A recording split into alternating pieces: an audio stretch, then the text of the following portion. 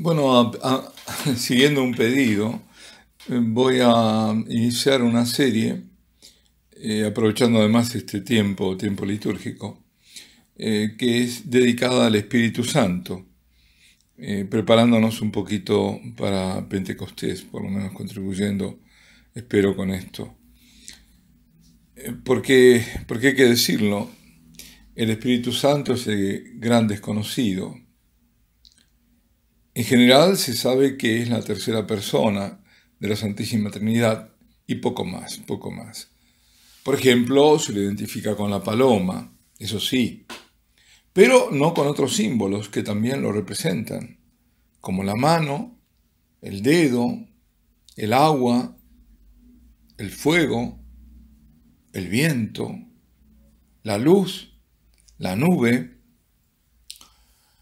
A nosotros, bueno, no digo nosotros todos, pero suele ocurrir como con el episodio que está relatado en Hechos de los Apóstoles, cuando Pablo, estando en Éfeso, le preguntó a algunos discípulos si habían recibido el Espíritu Santo. Él se estaba refiriendo al bautismo, ¿no? Y ellos contestaron que ni siquiera sabían que había un Espíritu Santo. El único bautismo que habían recibido era el de Juan, el arrepentimiento por los pecados. Es decir, Juan había dicho: yo bautizo con agua, pero viene otro detrás de mí, a quien yo no soy digno de desatarle el cordón de las sandalias, que os bautizará con el Espíritu Santo y con fuego. Entonces, cuando Pablo les impone las manos y los bautiza, esto lo relata San Lucas en los Hechos de los Apóstoles, ahí mismo hubo una manifestación del Espíritu Santo. ¿Y cómo se manifestó el Espíritu Santo? Pues empezaron a profetizar y a hablar en lenguas. Parecerían locos, ¿no? Para otros, los que no estaban ahí, que no. Pero no, ahí todos los que estaban no se sorprendieron. Esto está en el capítulo 19 de Hechos de los Apóstoles. Pues en aquellos primeros tiempos, el Espíritu Santo se manifestaba así. Se manifestaba en un modo ostensible, se podía ver, y bien que se veía. Hay otro relato, por ejemplo, del mismo San Lucas, en Hechos de los Apóstoles, y ese que quizás lo recuerden, se refiere a Cornelio. A Cornelio, el centurión de Cesarea. Eso está en el capítulo 10 de Hechos de los Apóstoles. Cuando va en busca de Simón Pedro, es decir, manda a algunos para que vayan a buscarlo, porque así se lo había indicado un ángel a Cornelio, un hombre piadoso, temeroso de Dios, como llaman los judíos. Llamaban temerosos de Dios aquellos que, sin ser judíos, respetaban la religión judía y creían en el único Dios. Si le aparece un ángel que acepta sus oraciones, dice Dios, y manda a buscar a este Simón Pedro. Pedro se encontraba en otra ciudad, estaba en Jope, estaba junto al mar. Entre tanto, Pedro tiene una visión extraña, que también quizás lo recuerden, que ve bajar ese lienzo con distintos tipos de animales y una voz que le dice: mata y come. Y dice: no, yo no he comido nunca nada impuro. Era un judío observante, Pedro. Y le dice: no digas impuro aquello que Dios ha hecho puro, no llames impuro. Y mientras está meditando acerca de esta visión, porque ve que baja todo eso y después vuelve a subir, ¿no?, al cielo, y hay animales de todo tipo, de los que consideran los judíos puros y otros impuros. En ese momento, los enviados de Cornelio llaman a su puerta. Es el Espíritu Santo en ese momento que le dice a Pedro que debe ir de inmediato con ellos, porque él, el Espíritu, los había enviado. Pedro entra en la casa del centurión, y cuando entra, les advierte que a un judío no le está permitido juntarse ni entrar en casas de goim, ¿no?, de gentiles, pero que en la visión Dios le había mostrado que no hay que llamar impuro a ningún hombre. Él había interpretado eso finalmente, ¿no? Ellos, Cornelio, los parientes que estaban con Cornelio, los amigos también, estaban ahí reunidos esperando a Pedro para escuchar a Pedro, quien empieza a darles la buena nueva de Jesús de Nazaret. El ungido por el Espíritu, dice. Aquí empieza a aparecer el Espíritu Santo también, ¿no? En este episodio. En la proclamación, en ese anuncio, en lo que se llamará el querigma, ¿no? Es el primer anuncio de Jesús como Salvador, de la historia de Jesús brevemente, que nació, que murió, que padeció, que resucitó, y que todo lo que hizo y enseñó le cuenta, y cómo lo mataron y cómo resucitó.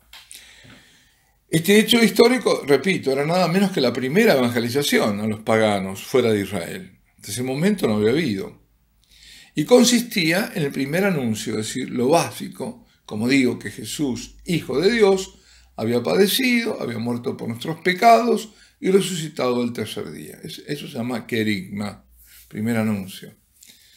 Mientras Pedro, recordemos, es nuestro primer papa Pedro, ¿no?, anunciaba la buena noticia, que eso es lo que tiene que hacer, ¿no? El papa y toda la iglesia, anunciar a Cristo. Anunciar a Cristo.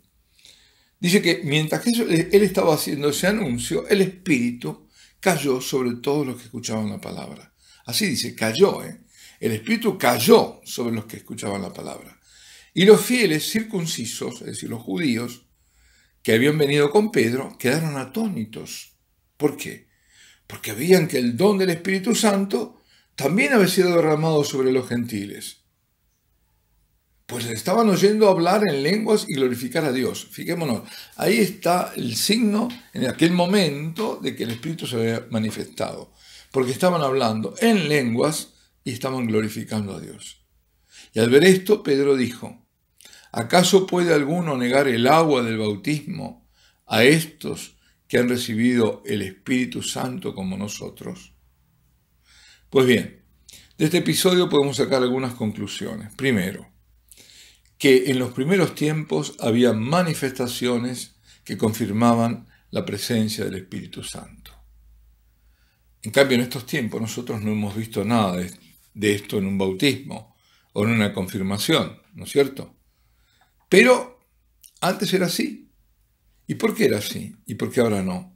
Porque era necesario a la pedagogía divina. Dios tenía que mostrar eso. Ya después, como se sabría, lo dejó de hacer. Él no hace cosas innecesarias. Pero en ese momento era necesario ver, visualizar que realmente el Espíritu Santo, que es Espíritu, si no, no se puede ver, verlo por los efectos que estaba produciendo. Si había llegado, porque se veían los efectos.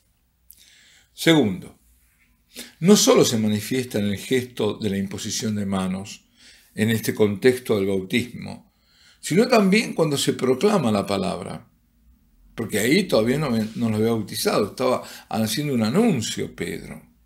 En ese momento se hace presente. Esto nos dice que el Espíritu Santo no solo está presente y se funde en el sacramento bautismal, sino también se funde en la palabra, porque la palabra es palabra de Dios, no es una palabra humana. Y como nos enseña Dei Verbum, recordarán que lo hemos mencionado en algún otro audio, que es la Constitución Apostólica, conciliar sobre la palabra, sobre la Escritura, Sagrada Escritura, del Concilio Vaticano II, dice Dei Verbum, la Escritura se ha de leer e interpretar con el mismo espíritu con que fue escrita. Es decir, que el autor formal de la palabra de Dios es el Espíritu Santo. Y el autor material es el hombre inspirado por el Espíritu que lo pone por escrito. O que primero fue por tradición oral. Y aquí, mutatis mutandis, en el caso de los de la casa de Cornelio, ellos recibieron el Espíritu Santo mientras les era dada la palabra y por él la comprensión de aquella palabra, de aquel anuncio. Porque sin el Espíritu, como dice entonces Dei Verbum, no es posible entenderla. Tercero, la manifestación del Espíritu Santo, son las conclusiones que sacamos de este episodio, ¿no? La manifestación del Espíritu Santo consistía en hablar en lenguas y glorificar a Dios, alabarlo. En eso consistía. Ya veremos esto de hablar en lengua, que es la glosolalia, que es diferente en hablar en lenguas conocidas, ¿no? O mejor dicho, desconocidas pero lenguas existentes, ¿no? Es otro tema, es un fenómeno ese del Espíritu Santo, pero ya lo vamos a decir, ya vamos a hablar. Pues bien, decía entonces, hablar en lengua, y la manifestación en que hablaban en lengua es que glorificaban a Dios. Hablar en otras lenguas, ¿qué es? Es signo de entendimiento y de unidad en el mismo entendimiento. Digamos, es lo contrario de Babel. Babel es donde las diferentes lenguas aparecen y habían sido para confundir el orgullo del hombre. Por la soberbia del hombre aparece Babel. Pues ahora el Espíritu lo que hace es que se entiendan las otras lenguas y que en el fondo se hable una sola lengua, la lengua del Espíritu, ¿no? El hombre que busca a Dios, que lo obedece, que está bien dispuesto y dispuesto a seguirlo, siguiendo a Jesucristo, recibe el entendimiento. Se comunica con todos en el idioma de Dios, y ese idioma de Dios es el amor. Porque el Espíritu es el amor que une al Padre con el Hijo y entre ellos. Es la perfecta unidad en el amor. Y es el Espíritu Santo dentro nuestro que nos impulsa a alabar a Dios, a dar gloria a su nombre. Nos impulsa a adorarlo. Precisamente viendo estas manifestaciones de los primeros cristianos, nació el movimiento carismático, pero de eso ya hablaremos. Alabado sea Jesucristo, sea por siempre bendito y alabado.